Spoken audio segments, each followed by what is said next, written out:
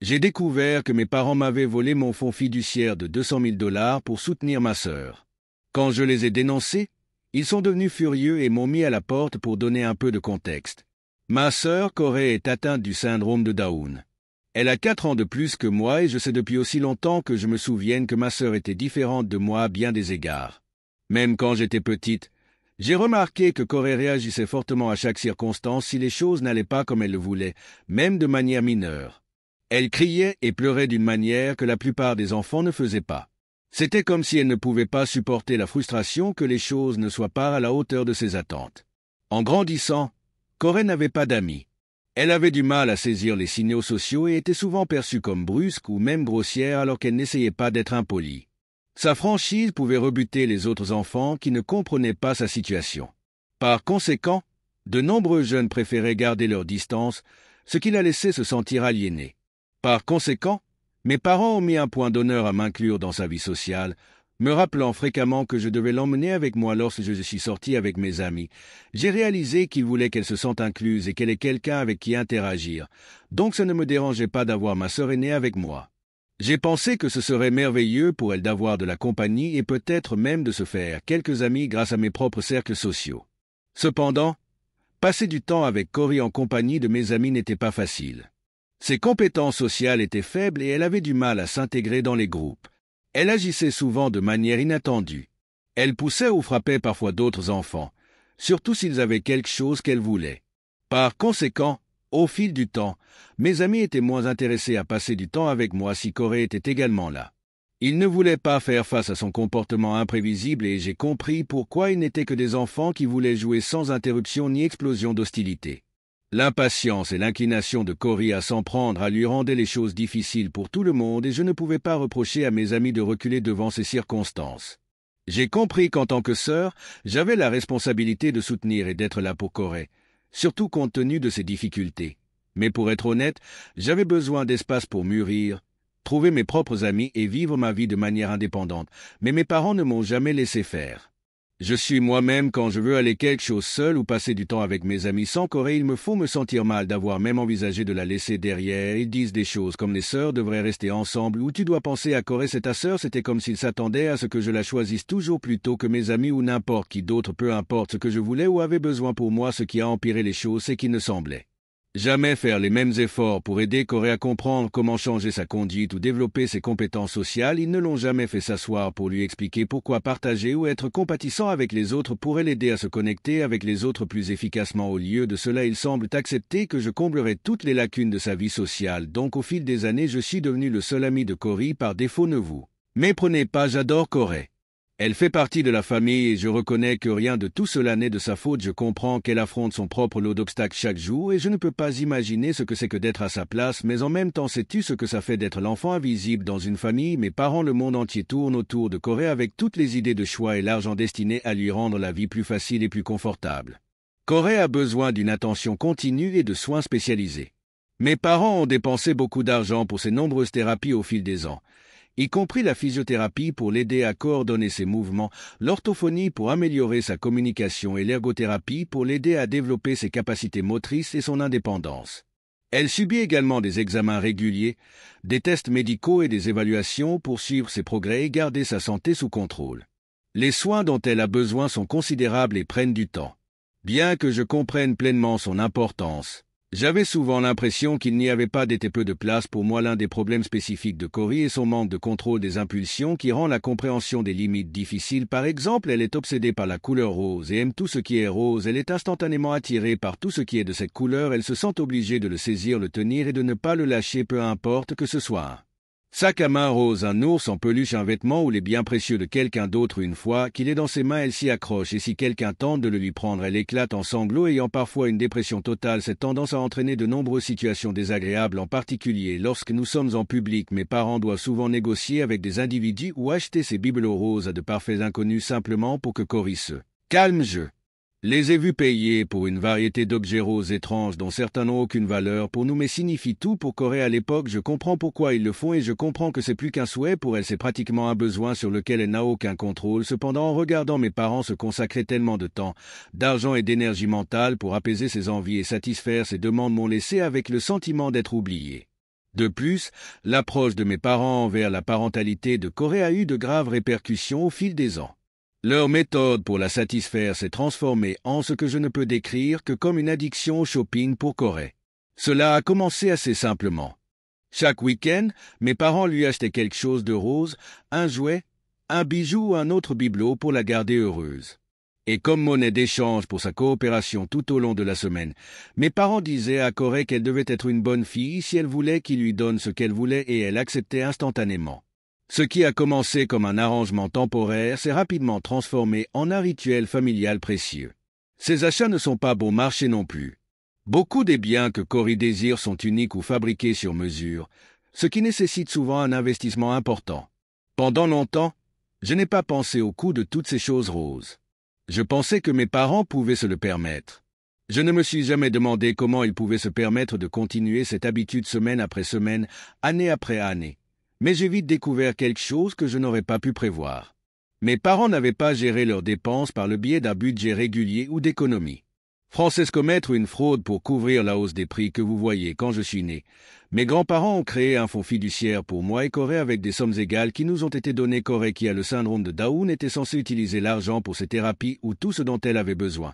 Mais j'étais censé utiliser le mien pour l'université ou un acompte sur une maison. Seuls mes parents avaient accès à ces fonds, mais mes grands-parents leur faisaient confiance pour les gérer avec soin. Ils ont également veillé à ce que Corey et moi soyons au courant de ces fonds fiduciaires dès notre plus jeune âge, ce qui nous a permis de compter sur eux pour un soutien financier. C'était un cadeau attentionné de mes grands-parents et je me suis toujours senti en sécurité sachant que le fonds fiduciaire serait disponible le moment venu lorsque Corey a atteint 18 ans. Elle a reçu une partie de l'argent de la fiducie puisqu'elle vit toujours avec mes parents.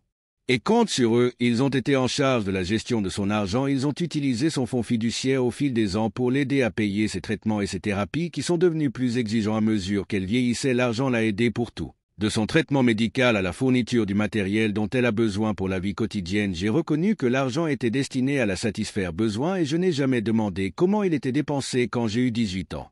Je m'attendais à recevoir ma moitié du fonds fiduciaire comme promis. J'avais déjà prévu d'utiliser l'argent pour mes frais de scolarité une fois que cela serait réglé. J'avais l'intention de conserver le reste pour toutes les factures supplémentaires qui surviendraient à l'approche de la maturité. J'avais planifié mon avenir et je comptais sur ce fonds pour m'aider à tracer une voie stable. Mais je ne savais pas que mes espoirs seraient bientôt anéantis. Mes grands-parents ont organisé une fantastique fête pour mes 18 ans la semaine dernière. Ils avaient fait la même chose pour Corey quand elle a eu 18 ans, donc j'attendais ma propre fête. Depuis un bon moment, ils avaient invité tous les membres de leur famille. J'étais vraiment content, entouré des gens qui me tenaient à cœur et c'était un d'eux.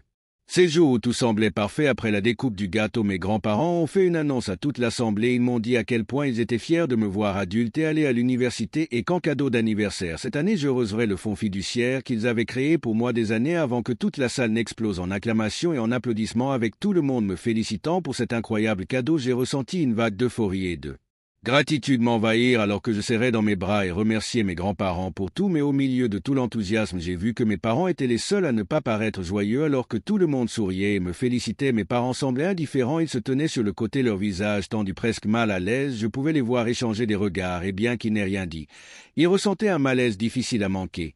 Cela m'a semblé étrange, mais dans l'excitation de la fête, je n'y ai pas beaucoup réfléchi. Je voulais profiter du reste de la fête. Alors je l'ai mis au fond de mon esprit. Plus tard dans la soirée, quand nous sommes rentrés de la fête, je ne pouvais pas me débarrasser du sentiment que quelque chose n'allait toujours pas. Mes parents semblaient tendus et ne me parlaient pas beaucoup. En général, ils étaient préoccupés par la santé de Corey, son humeur ou quoi que ce soit dont elle avait besoin, mais cette nuit-là, Corey semblait absolument satisfaite, jouant avec l'un de ses nouveaux cadeaux, sentant qu'il se passait autre chose. J'ai finalement demandé à mes parents s'il y avait quelque chose qui n'allait pas. C'est à ce moment-là que mon père m'a lancé un regard sérieux et m'a informé que lui et ma mère avaient besoin de me parler seul à seul. Le ton de sa voix m'a immédiatement fait froid dans le dos. Je pouvais voir que c'était sérieux. Nous nous sommes assis ensemble dans le salon et ils ont échangé des regards troublés. Avant que mon père ne commence à parler, il m'a expliqué presque timidement qu'il ne pourrait pas me donner mon fonds fiduciaire comme mes grands-parents l'avaient prévu. Je n'ai pas compris ce qu'il voulait dire au début. Alors je lui ai demandé de clarifier. Mon père a continué, sa voix pleine de honte et de désespoir. Il a révélé qu'au fil des années, ils avaient dépensé tout le fonds fiduciaire de Corey. Pour elle, alors qu'il n'y avait plus rien, ils ont commencé à utiliser l'argent de mon fonds fiduciaire auquel ils avaient accès. Avec un grand soupir, il a révélé que 90% de mon fonds fiduciaire avait déjà disparu, ne me laissant que peu pour moi. J'ai été décontenancé en considérant ce qu'il venait de dire. L'argent mis de côté pour mon avenir, pour mes études, avait disparu. Il a continué en disant que la majorité de l'argent avait été dépensé pour les habitudes de magasinage de ma sœur et les différents traitements dont elle avait besoin. Alors que ces mots s'enfonçaient dans un engourdissement qui m'envahissait, mes pensées se sont précipitées, essayant de comprendre comment cela s'était produit à mon insu. Ils avaient débarrassé mon fonds fiduciaire sans m'en informer pour couvrir les factures et les habitudes de Cory. Je me suis demandé pourquoi ils me feraient quelque chose comme ça. Mes parents ont commencé à se justifier, leurs mots empreints de défensive. Ils m'ont informé que prendre soin de Corey leur avait coûté beaucoup d'argent, mais qu'ils n'avaient pas d'autre choix que de le faire. Ses besoins ont toujours passé en premier. Mon père a discuté des dépenses, enfin les thérapies, les traitements et bien sûr les innombrables cadeaux dont elle avait besoin chaque semaine pour rester calme. J'ai soutenu qu'ils auraient pu cesser de lui acheter tous ces articles lorsqu'ils ont appris qu'ils étaient financièrement taxants. Ils ont cependant souligné que pour Corey, ces biens étaient plus que de simples luxes.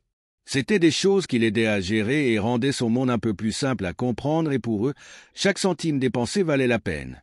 Ils ne pouvaient pas simplement la refuser. À ce moment-là, j'ai senti une vague de rage me remplir. Je me suis demandé comment ils pouvaient justifier de dépenser presque tout ce que j'avais économisé pour mon avenir sans même me parler. N'avais-je pas d'importance pour eux? Mon père a essayé de me calmer, déclarant que j'avais besoin de comprendre ce qu'ils avaient traversé. Il a discuté du stress qu'ils avaient ressenti, des sacrifices qu'ils avaient dû faire en tant que soignants de Cory et de la difficulté de satisfaire ses besoins semaine après semaine. Ma mère a hoché la tête en notant que l'état de Corey nécessitait des soins continus et que parfois cela signifiait dépenser de l'argent d'une manière qui était injuste pour moi mais qui était importante pour Corey. Ils pensaient tous les deux que parce que je n'avais aucun des mots de Cory, j'avais un avantage sur elle, donc je ne devais pas être si gourmande avec l'argent. J'ai senti une larme de frustration couler sur ma joue lorsque je leur ai assuré que je ne doutais pas des besoins de Corey ou de leur décision de donner la priorité à ses soins. Je l'aimais aussi, mais c'était à cause du manque d'honnêteté, de la façon dont ils étaient allés dans mon dos et avaient exploité ce qui était censé être mon avenir sans croire que je méritais de savoir. Je les ai informés que cet argent de confiance avait été ma seule source de sécurité, la seule chose sur laquelle je pensais pouvoir compter pour commencer ma vie par moi-même, et qu'il avait maintenant presque complètement disparu. Au lieu de répondre à mon bouleversement et trahi, j'ai eu l'impression qu'ils commençaient à me manipuler, à retourner le sujet contre moi. Ils ont exprimé leur déception que je ne puisse pas être plus compréhensive et qu'en tant que sœur de Corey, je devrais comprendre que parfois des sacrifices étaient nécessaires. Ils ont dit que nous étions tous dans le même bateau. J'étais stupéfaite qu'ils veuillent que j'accepte simplement tout cela comme une idiote pour réaliser que les besoins de Cory devaient passer en premier, sans poser de questions. Je leur ai demandé pourquoi c'était toujours Corey et pas moi. Ne voulaient-ils pas que je fasse quoi que ce soit dans ma vie?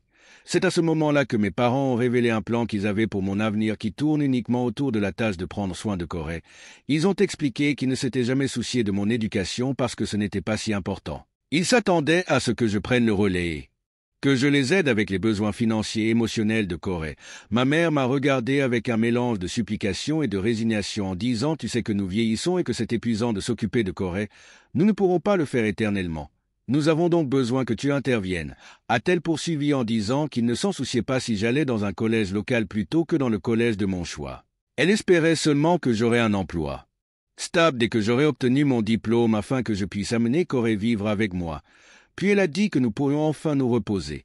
Papa m'a conseillé de commencer à contribuer financièrement plus tôt pendant que j'étais encore à l'université en travaillant à temps partiel et en envoyant de l'argent à Corey chez lui. Cela aiderait Cory à avoir une certaine indépendance dans sa vie. Il m'a dit qu'en la laissant acheter tout ce qu'elle voulait et en lui permettant de maintenir le style de vie que nous lui avons fourni. Je suis resté assis là, abasourdi, essayant de comprendre ce que mes parents attendaient de moi. À ce moment-là, je me suis senti complètement trompé et frustré. Ce n'était pas l'avenir que j'envisageais pour moi-même. Il semblait que mes parents s'attendaient à ce que j'abandonne mes propres aspirations et plans afin de faire facilement la transition vers leur rôle de soignant de Corey sans jamais demander ce que je désirais pour ma propre vie. Finalement, je leur ai rugi dessus, ma voix tremblante d'années de rage et de douleur accumulées. Avez-vous déjà pensé à ce que je veux ou suis-je juste ici pour vivre pour Corey? Vous n'avez même jamais pensé à me demander ce que je voulais. Avez-vous toutes ces années pendant lesquelles on s'est attendu à ce que je donne et donne? Et maintenant tu me pousses à être la gardienne de Cory pour que tu puisses te reposer. Comment tout cela est-il juste? Ma voix tremblait tandis que la rage se répandait. Tu prends des décisions pour moi sans même considérer ce que cela signifie pour ma vie. Je ne peux pas tout laisser tomber pour Corey et prétendre que mes rêves n'ont pas d'importance. Toute ma colère refoulée s'est répandue. Des années à me sentir oublié. Des années à m'entendre dire que je devais donner la priorité à Corey et des années à les regarder se plier à tous ses caprices alors que je devais la soutenir discrètement depuis la touche. Mes parents tentent constamment de me persuader que je ne devrais pas être si égoïste et inconsidéré. C'était comme s'ils voulaient que je me conforme et que j'embrasse une vie que je n'avais jamais planifiée simplement parce qu'ils pensaient que c'était mieux pour Corey. Donc depuis la semaine dernière, j'ignore complètement mes parents. Tout ce que je ressens pour eux, c'est du mépris. Suis-je le seul à pouvoir les soutenir? Je dénonce mes parents pour avoir pris mon fonds fiduciaire et l'avoir dépensé pour ma sœur mise à jour. Wow, ce post est devenu viral en quelques heures. Merci pour tous vos conseils. Je suis actuellement en route pour tout dire à mes grands-parents puisque le fonds fiduciaire a été créé avec leur argent. Je crois qu'il est essentiel que j'ai leur soutien pendant que je fais face à ces questions. Après leur avoir tout expliqué, je prévois de laisser mes grands-parents décider de ce que nous devrions faire ensuite. Je fais confiance à leur jugement et je sais qu'ils auront mes meilleurs intérêts à cœur pendant que nous découvrons comment aborder cela ensemble. J'avais gardé ma voix fermée tout ce temps parce que je croyais vraiment que mes parents finiraient par changer d'avis, mais il est évident qu'ils n'ont pas mis à jour. Cela fait 2 semaines depuis ma dernière mise à jour, alors j'ai tout dit à mes grands-parents. Ils étaient aussi étonnés que moi d'apprendre que mes parents avaient utilisé mon fonds fiduciaire sans mon autorisation. La même semaine, mes grands-parents sont venus interroger mes parents sur ce qui était arrivé à mon fonds fiduciaire. Mes grands-parents avaient travaillé dur pour établir le fonds pour moi et Corey. Ils étaient profondément déterminés à faire en sorte que nous ayons les ressources financières dont nous avons besoin pour notre avenir. Ils étaient naturellement bouleversés lorsqu'ils ont découvert que mes parents avaient illégalement vidé l'argent dans leur dos. Mes parents ont répondu en leur racontant la même histoire larmoyante qu'ils avaient partagée avec moi. Ils ont raconté une fois de plus comment ils avaient été obligés de dépenser l'argent pour les soins et la thérapie de Corey. Ils ont exhorté mes grands-parents à expliquer pourquoi ils ont fait ce qu'ils ont fait, comme si leur raisonnement arrangerait d'une manière ou d'une autre tout cela, mais mon grand-père n'en voulait rien savoir. Il leur a rugi, sa voix remplie de fureur et d'étonnement. Il leur a dit sans équivoque qu'ils étaient responsables du remboursement de la totalité du fonds fiduciaire, quelles que soient les circonstances ou les justifications de son utilisation. Il était visiblement en colère et s'est senti trahi par la conduite de mes parents. Pendant un moment, j'ai espéré qu'ils accepteraient enfin la responsabilité et arrangeraient les choses, puis effrayée, ma mère est venue voir mes grands-parents et a commencé à les supplier. Elle a indiqué que s'occuper de Corey était difficile et que ses besoins étaient nombreux et fréquents. Elle a déclaré que l'argent de la fiducie de Corey était insuffisant pour supporter le coût croissant de ses traitements et des factures en cours. Elle a rationalisé le fait de prendre mon fonds fiduciaire en prétendant que cela les aidait à s'occuper de Corey. Et puis, dans un horrible coup du sort, mes parents se sont retournés contre moi. Ils m'ont réprimandé pour avoir tout dit à mes grands-parents. Ils étaient en colère que j'ai révélé leurs activités et les ai forcés à faire face aux répercussions. Mon père en particulier était furieux. Il m'a dit avec une forte tension dans sa voix que je devais me considérer chanceux puisque je suis né normal contrairement à Corey et que je ne devais pas mépriser autant sa sœur. C'était comme si toute ma vie, mes défis et mes besoins n'avaient pas d'importance. Tout tournait autour de Corey et maintenant j'étais puni pour ne pas correspondre au rôle qu'ils avaient choisi pour moi. Sans réfléchir, je les ai regardés dans les yeux et leur ai dit franchement que s'ils ne me rendaient pas l'argent que je leur devais, je les poursuivrais en justice et m'assurerais qu'ils aillent en prison pour leurs actes. Je leur ai rappelé que ce qu'ils avaient fait était illégal et qu'ils ne pouvaient en aucun cas le justifier devant le tribunal. Ils ne pouvaient pas prouver le contraire, que le fonds fiduciaire était destiné à moi et seulement à moi. Mon ton était calme, mais mes commentaires étaient clairs et fermes. Je pouvais voir la couleur disparaître du visage de mes parents alors qu'ils comprenaient ce que je venais de dire pour la première fois. Je me suis vraiment défendu et j'ai pu voir le choc sur leur visage. Ils n'étaient pas habitués à ce que je sois aussi direct, alors je les ai salués avec résolution. Heureusement, mes grands-parents ont hoché la tête en signe d'approbation. Ils m'ont soutenu parce qu'ils savaient que j'avais raison. En voyant leurs encouragements, j'ai persisté à parler avec plus de conviction. J'ai dit à mes parents que peu importait combien ils dépensaient pour Corey ou ce qu'ils faisaient pour elle, Corey était leur enfant et que ce n'était pas mon obligation de renoncer à mon avenir pour elle. J'aimais Corey bien sûr et je serais toujours là pour elle, mais je n'allais pas sacrifier ma propre vie, mon éducation et mes objectifs pour qu'elle se sente aimée. J'ai clairement fait comprendre que j'étais fatigué d'être toujours en second plan après elle, d'être négligé alors que ses besoins étaient toujours prioritaires. J'ai terminé en déclarant que j'en avais fini avec eux. J'en avais assez d'être traité comme l'enfant invisible qui devait accepter docilement les miettes qui lui restaient. Pour la première fois de ma vie, je me suis défendu et je savais que je ne pourrais jamais revenir en arrière. Mes parents m'avaient poussé à mes limites et je n'allais pas leur permettre de continuer à dicter ma vie. Mon père a immédiatement désapprouvé. Sa voix pleine de choc et de colère insistant sur le fait que je ne pouvais pas les menacer de prison. Il m'a dit qu'en tant que leur enfant, je devais avoir une loyauté familiale et être prêt à les soutenir à tout moment, surtout après tout ce qu'ils avaient fait pour moi au fil des ans. Ces déclarations étaient destinées à me faire sentir coupable et à me rappeler mes responsabilités envers eux, ma mère essayant d'apaiser la situation, attendant même de proposer que comme il restait 10% de mon fonds fiduciaire, je pouvais simplement l'accepter et garder ma bouche fermée.